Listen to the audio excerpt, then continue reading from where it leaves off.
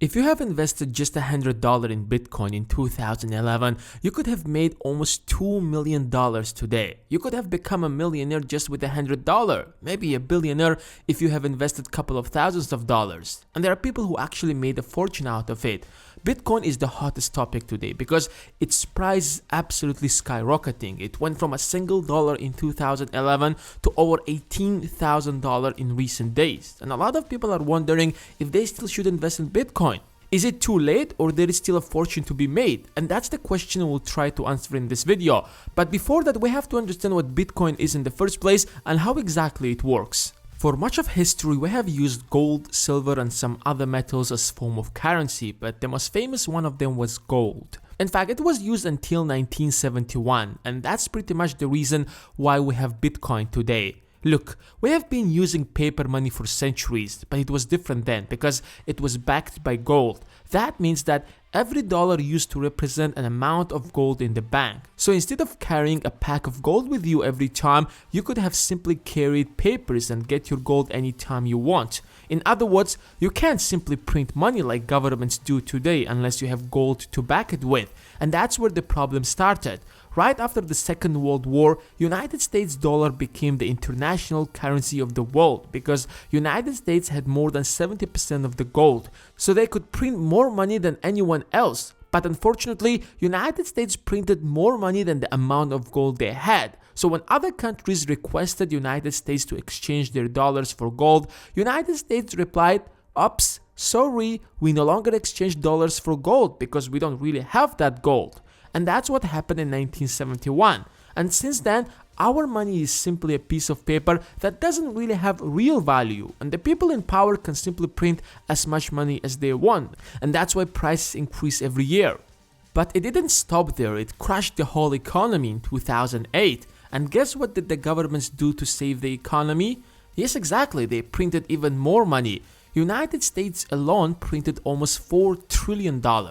And that's the basic problem with the paper money that we use right now. It's centralized, controlled by a small group of people, and can be easily created out of thin air. So a guy named Satoshi Nakamoto came out with a new currency that's decentralized because it's controlled by everyone who is in the network, not even the government, and it cannot be created out of thin air. In fact, limited amount of them exist like gold and named it Bitcoin. So let's find out how exactly it works. Bitcoin works on a technology that's called blockchain. It's pretty complicated to understand, but here is a simplified version. Everything on internet is a copy of the original. This video is a copy of the original video that's on my computer, and I can create as many copies as I want. And the same applies to everything else that's on the internet. Articles, pictures, you name it. So it's impossible to create a digital currency because you can simply just copy it. And that's what blockchain is for. Everyone in the network can see how exactly every single coin moves from one person to another. In fact, you can see the entire history of each coin once you join the network. So if anyone tries to corrupt the system, the entire network will find that out immediately and reject it. Therefore, it's almost impossible to cheat. All the new transactions are collected into a new block, and a new block is created every 10 minutes, and all these blocks are connected to each other, and that's why it's called blockchain. But no matter how advanced is this technology, it still can be hacked, right?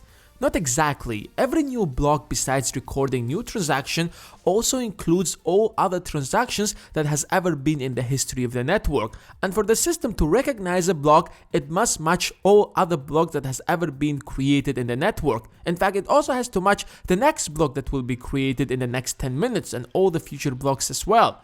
On the top of that, every single block and every single transaction has an advanced cryptography, and if a new block will be added that doesn't match all other blocks that has been created previously and will be created in the future, the cryptography in every single of them changes, which makes it even easier to recognize the corrupted block. And this makes it almost impossible to hack, not because no one knows how to do it, but rather the computer power that's needed to do that should be bigger than the entire network, which consists of millions of computers. And the bigger the system grows, the more secure it gets. So if you want to send money, you don't have to go to the bank or any third party, but rather you can do it at your fingertips and for free, especially when it comes to sending money to another country. You don't have to wait for days for the bank to do it, but rather wait for 10 minutes once a new block is created.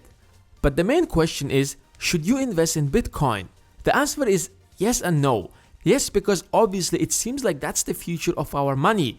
But Bitcoin isn't the only cryptocurrency out there. There are also Ethereum, Litecoin, and others. But Bitcoin is the one that's growing the fastest. And that's the problem. Just since January of this year, it has grown from less than $1,000 to almost $20,000, and anything that's growing too fast will eventually collapse and come back to its real value. But we don't know how far it will go. It might go to $20,000, $25,000, or $100,000 before it collapses. So you have to make your own research, and if you want to invest, remember that's a big risk that you're going to take. And now it's your turn. What do you think? Is Bitcoin going to be the future currency of the world, or is it just a hype that's going to disappear after a while? I would love to know your opinion. And as always, if you have enjoyed this video, make sure to smash the subscribe button to see more similar videos.